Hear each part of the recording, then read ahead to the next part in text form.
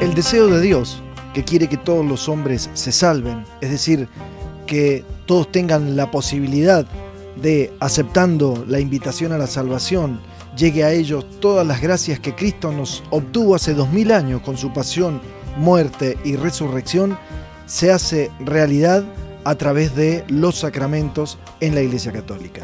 A través de los sacramentos nos van a llegar todas esas gracias que Cristo nos ha ganado y que nos posibilitan la salvación.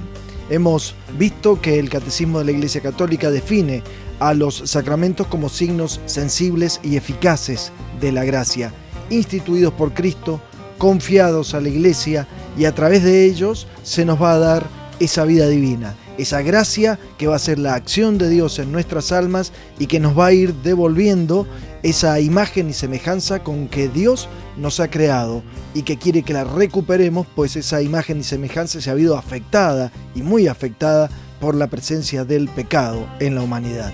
Y es por eso que a través de la acción de la gracia en los sacramentos se nos restaura esa vida divina, que es lo que Dios nos regala haciéndonos sus hijos.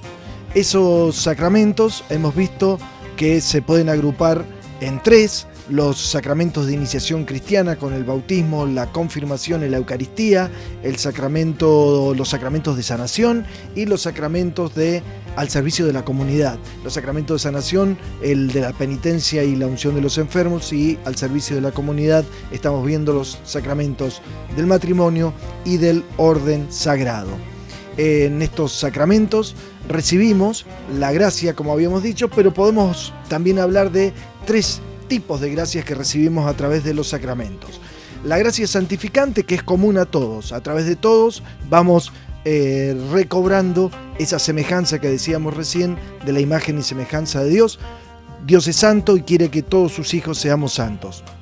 Los sacramentos nos van a ir dando entonces esa gracia, esa santidad, para irnos asemejando cada vez más a nuestro Padre. Luego, cada sacramento tiene su gracia particular, que vamos a llamar la gracia sacramental, que no es la misma para todos, porque no son las mismas gracias las que necesitan dos personas que reciben el sacramento del matrimonio, al que recibe el sacramento del orden sagrado, o al que está enfermo en peligro de muerte y recibe la unción de los enfermos, o al que necesita ser perdonado de sus pecados. Evidentemente, cada sacramento actúa específicamente con las gracias necesarias para cada situación particular de la vida del cristiano. Y luego hay una gracia especial que vamos a llamar el carácter sacramental, que es una gracia que confieren solamente tres sacramentos: el bautismo, la confirmación y el orden sagrado. ¿Y qué es el carácter sacramental? Una especie de sello espiritual, indeleble, no se puede borrar por toda la eternidad, por las cuales quedamos marcados, hechos sagrados para Dios, ¿sí? Hemos sido marcados como hijos de Dios en el bautismo, hemos sido marcados con el sello del Espíritu Santo en la confirmación, y es marcado aquel que recibe el orden sagrado como sacerdote por toda la eternidad. Y esto también tiene que ver, y específicamente esta última gracia de estos tres sacramentos, tiene que ver un poco con algunos de los elementos que se usan en algunos sacramentos, y que son los santos óleos. Los óleos son unos aceites vegetales perfumados, no tienen nada más de particular, que son bendecidos especialmente por el obispo de cada diócesis en la misa que se llama la misa crismal, la misa de Jueves Santo, y allí bendice los óleos que van a ser usados en los sacramentos para toda su diócesis, ¿no? En cada diócesis se realiza esta misa crismal, en donde cada obispo hace esta bendición especial de los santos óleos. El Santo Crisma es justamente el que se utiliza en estos tres sacramentos que habíamos recién, que nos otorgan el carácter sacramental, este sello espiritual indeleble: el bautismo, la confirmación y el orden sagrado, que justamente son los tres sacramentos que se pueden recibir solamente una vez en la vida. No podemos bautizarnos varias veces, confirmarnos varias veces, o el orden sagrado ser repetido, digamos, ¿sí? Son sacramentos que se reciben una sola vez en la vida. Luego está el óleo de los catecúmenos, que también se usa durante el rito del bautismo, es decir que en el bautismo, además del agua como elemento principal y esencial, se usan dos óleos, el Santo Crisma y el óleo de los catecúmenos y el óleo de los enfermos, que se usa solamente en la celebración del sacramento de la unción de los enfermos. Pero hay 4 elementos que vamos a ver ahora para cada sacramento, 4 elementos esenciales que no pueden faltar para la validez del sacramento.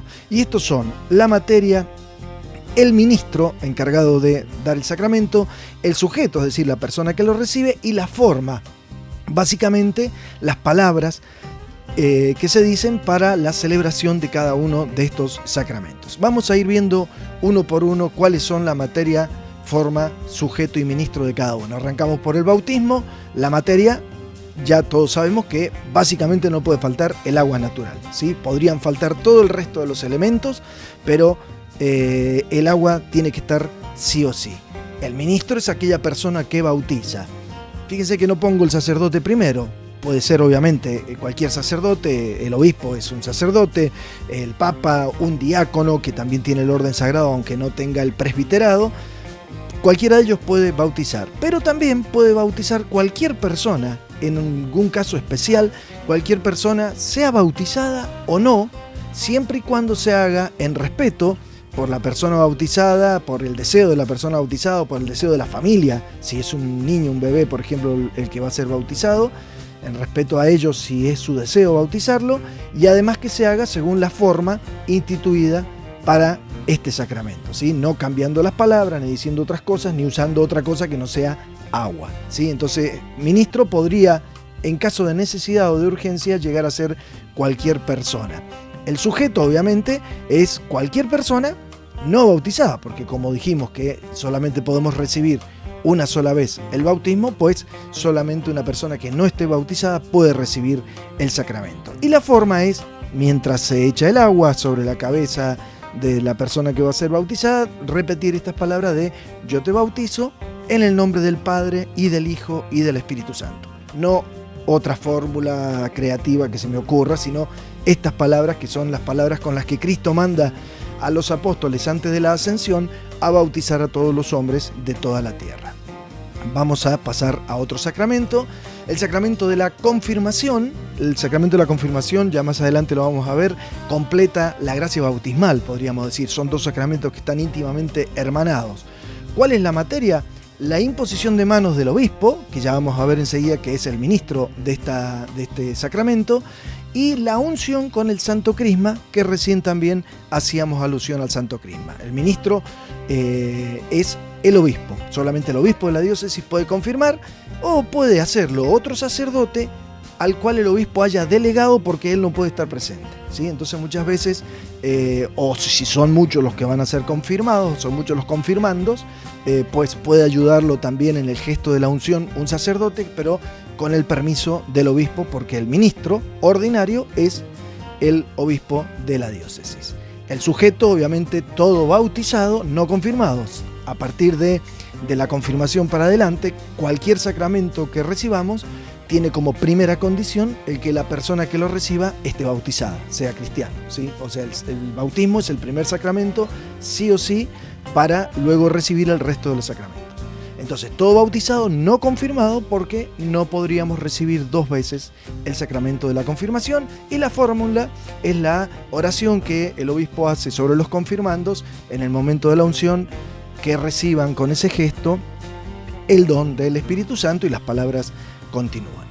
Vamos ahora al sacramento de la penitencia, que se llama también reconciliación o confesión, según qué aspecto queramos destacar de este sacramento. La materia son los pecados, evidentemente. O sea, yo no me voy a ir a confesar si no llevo mis pecados, o si voy y digo no tengo ningún pecado que confesar, el sacerdote me va a decir ¿a qué vino? Entonces, la materia, lo que yo tengo que llevar y presentar para este sacramento, son mis pecados personales, ¿no? Pecados veniales y especialmente los pecados mortales. El ministro es cualquier sacerdote, obviamente el obispo, el papa, ¿sí? Pero cualquier sacerdote es el que tiene el poder dado por Cristo para el perdón de los pecados en su nombre, obviamente. El sujeto es cualquier bautizado que tenga conciencia de estar en pecado y entonces quiera manifestar su deseo de pedir perdón a Dios y pedir que sea absuelto de sus pecados. Y las palabras, las formas, son las palabras que nos dice el sacerdote al finalizar el rito de la confesión: yo te absuelvo de tus pecados en el nombre del Padre y del Hijo y del Espíritu Santo. Vamos ahora al sacramento de la Eucaristía. Evidentemente, la materia, lo que no puede faltar es el pan de trigo, pan sin levadura, el vino de la vid, la imposición de manos del sacerdote durante la consagración. Eso es lo que no puede faltar para que la Eucaristía se haga, o sea, el sacramento de la Eucaristía se realice. Obviamente, el único ministro que puede realizar este sacramento son los sacerdotes, los presbíteros, ¿sí? Ellos son los que pueden realizar el sacramento. Sujeto, es decir, ¿quién puede recibir la Eucaristía, recibir la comunión? Cualquier bautizado, debidamente preparado, obviamente, porque también un niño muy chiquito está bautizado, pero no está todavía preparado para discernir, para comprender qué es la comunión. Entonces, siempre retrasamos un poco la preparación hasta que hace su catequesis y en condición de recibirla, es decir, no estar, por lo menos no tener conciencia de un pecado grave para recibir el cuerpo y sangre de nuestro Señor Jesucristo. La forma son las palabras que el sacerdote repite sobre la ofrenda del pan y el vino, que son las mismas palabras que usó Cristo en la última cena: tomen y coman todos de él, porque esto es mi cuerpo, tomen y beban, este es el cáliz de mi sangre, etcétera, etcétera. Vamos ahora al sacramento del matrimonio, un sacramento bastante particular respecto a los que venimos viendo, porque la materia son los mismos contrayentes, ¿sí? Son el novio y la novia, son la materia, lo que no puede faltar, si no, no puede haber matrimonio, y el consentimiento mutuo que se tienen que dar ambos, eso es la materia del sacramento. Los ministros no son ni el sacerdote, ni el diácono, ni la persona que esté oficiando de testigo por parte de la iglesia de ese sacramento, delante de Dios, de estos dos hijos de Dios, dos bautizados, que van a darse el sí por el sacramento del matrimonio. Los ministros son los mismos contrayentes, es decir, el novio es el que oficia de ministro para su novia, la novia es la que oficia de ministro para su novio. Es decir, los contrayentes también son materia y son ministro, obviamente también son el sujeto, porque son los que reciben el sacramento del matrimonio, varón y mujer bautizados, ¿sí? Y sin ningún impedimento. Por ejemplo, un matrimonio concertado, un matrimonio en el cual sea por obligación y demás, donde falte la libertad de una de las dos personas, evidentemente es un impedimento para que el sacramento se realice. O sea, podemos incluso tratar de engañar a todos los que nos están mirando, pero a Dios no lo vamos a engañar. Es decir, no tiene que haber impedimentos formales para recibir el matrimonio. Por ejemplo, no estar casado previamente, salvo que sea viudo uno de ambos contrayentes o ambos. Entonces, porque el matrimonio, el sacramento del matrimonio, se podría recibir de nuevo siempre y cuando se haya terminado el vínculo anterior por la muerte, porque decimos que es un sacramento que dura hasta que la muerte los separe, ¿sí? Que Dios ha unido a estos dos hasta que la muerte los separe, ¿no? Por eso dice Jesús que el hombre no separe lo que Dios ha unido. Es decir, el sacramento del matrimonio, estamos hablando del sacramento cristiano, tiene esa forma como la ha instituido Cristo, y la forma, las palabras son el consentimiento mutuo que se dicen el novio a la novia al novio, dándose el sí, aceptándose mutuamente y prometiéndose fidelidad en cualquier situación que la vida les proponga. El orden sagrado o orden sacerdotal, por el cual un varón se transforma en sacerdote de Jesucristo. La materia va a ser también la imposición de manos del obispo, que, como veíamos en la confirmación, es el ministro de este sacramento, y también la unción con el santo crisma. Fíjense que el crisma es un gesto por el cual queda consagrada la persona.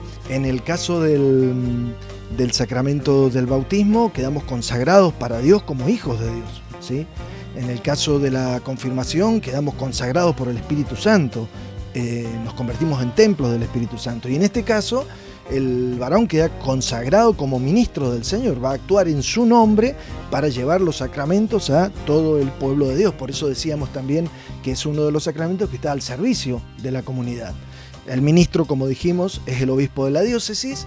El sujeto, todo varón bautizado, y confirmado que opte libremente por esta vida y tenga su debida preparación. Y la forma son las oraciones que va a decir el obispo sobre el candidato que va a recibir el orden sagrado, con que ustedes me pusieran fórmula de consagración del nuevo presbítero sería suficiente, pero dice algo así como: te pedimos, Padre Todopoderoso, que confieras a este siervo tuyo la dignidad del presbiterado. Fíjense, de ahí viene la palabra presbítero, ¿sí? Que es lo mismo que sacerdote, que muchas veces lo usamos, aunque la palabra más usada es cura, que a mí, bueno, no me gusta tanto que me la pongan en un examen, pero prefiero sacerdote, presbítero.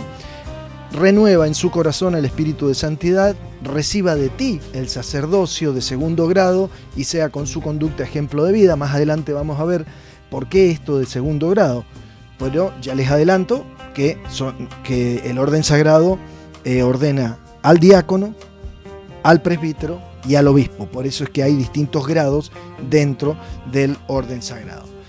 Y por último, el sacramento de la unción de los enfermos. La materia va a ser la imposición de manos, la oración que se haga sobre el enfermo y la unción con el óleo de los enfermos. Dijimos, un óleo especial y específico para este sacramento. El ministro es solamente un sacerdote, ¿sí? Puede ser un obispo, puede ser el papa, puede ser cualquier sacerdote de la diócesis que tenga permiso para dar la unción, porque el sacramento de la unción de los enfermos perdona los pecados. Y por eso es que, así como el sacramento de la confesión solamente lo puede dar un sacerdote, este sacramento también solamente lo puede administrar un sacerdote. El sujeto es cualquier persona que, en uso de razón, pero que esté en peligro de muerte, o porque lo están por operar por alguna operación muy seria, o que sea muy anciano, también puede pedir la unción de los enfermos cada cierto tiempo. Es un sacramento que se puede repetir, no es que se repita cotidianamente, pero en caso de que la persona cambie su estado, se ponga peor o demás, se puede volver a pedir el sacramento pasado un cierto tiempo, ¿no? El sacramento de la unción de los enfermos. Y la forma es la oración con la que el sacerdote, mientras lo unge en sus manos, en su frente, va diciendo: por esta santa unción, por su bondadosa misericordia, te ayude el Señor con la gracia del Espíritu Santo. Si el enfermo puede y está en condiciones, contesta amén. Y continúa el sacerdote diciendo: para que libre de tus pecados te conceda la salvación y te conforte en tu enfermedad. Como ven, también perdona, entonces, como decíamos recién, los pecados a la persona que recibe el sacramento de la unción de los enfermos. Estos han sido entonces un rápido pantallazo de los 4 elementos esenciales que se precisan en la celebración de cada sacramento para que el sacramento sea válido, sea lícito y confiera esas gracias que el Señor nos da a través de ello.